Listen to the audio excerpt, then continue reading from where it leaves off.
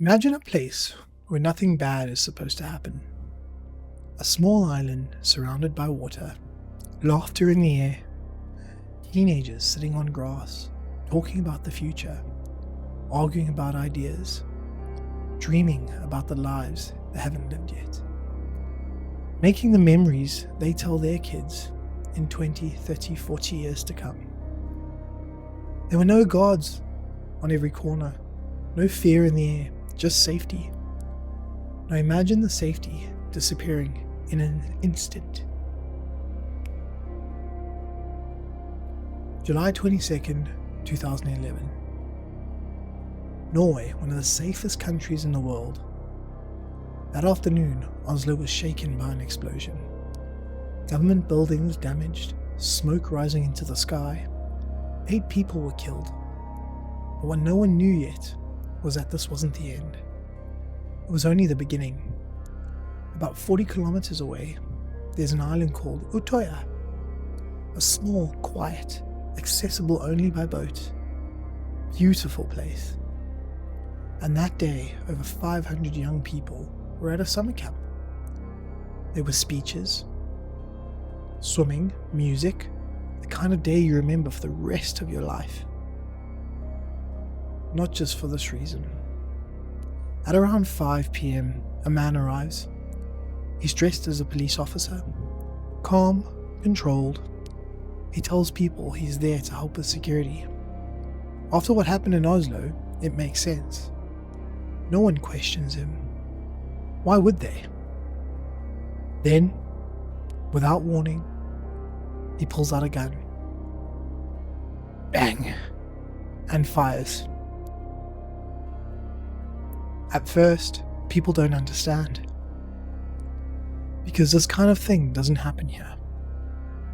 Then screams. People run. Some fall.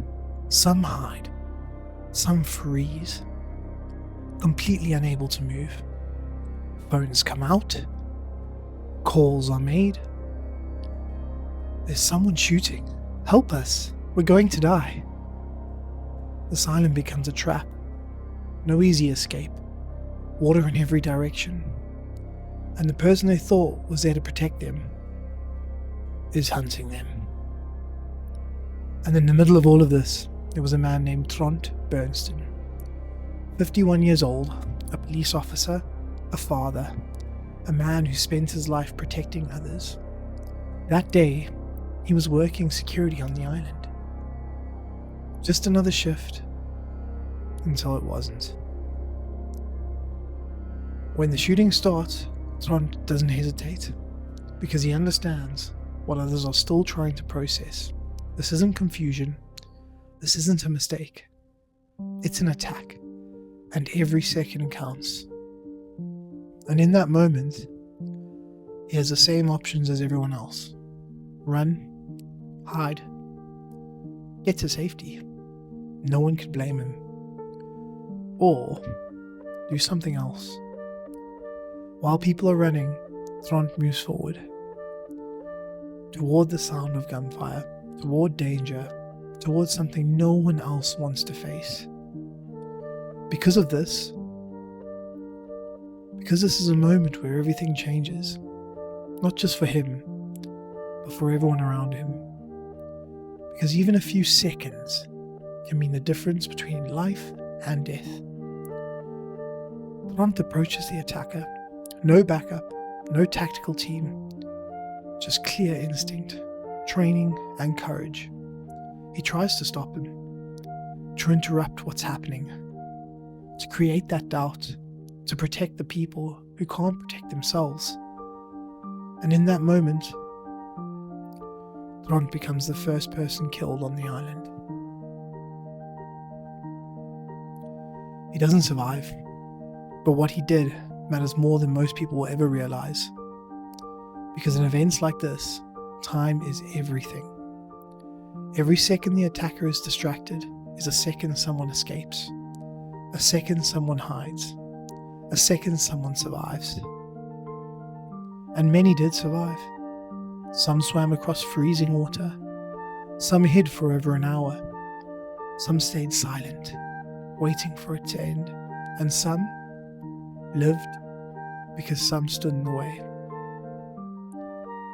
By the time it was over, 69 people were killed on the island, most of them young. Lives just beginning. But what followed was not anger, not revenge, but unity. Norway came together with compassion, with strength, with a quiet refusal to let hatred define them. A unity not most would see. And in the middle of all of this stands one man, not famous, not looking for recognition, not someone who did what he believed was right, but someone who focused on his beliefs and made it matter when it mattered most. Because real heroes don't always win, they don't always survive, but they change outcomes, they create moments, these moments that allow others to live. We are because they were. And maybe that's the question. Maybe that's the question the stories leaves behind. Not what would you do in a perfect situation, but when everything falls apart and fear takes over, would you run or would you step forward like Trond Berntsen did? If this story stayed with you, like it did me, and you want to hear more, we would love you to subscribe to our channel, to Inquisitorz Stories. There are more stories like this, stories worth knowing and stories we want to share. So we would love your support. Thank you for listening, and tell us about a story you may be aware of, or someone who's done something heroic, or someone who's just phenomenal. We want to share and celebrate people of this world who've created success, goodness, and opportunities for others. Thank you.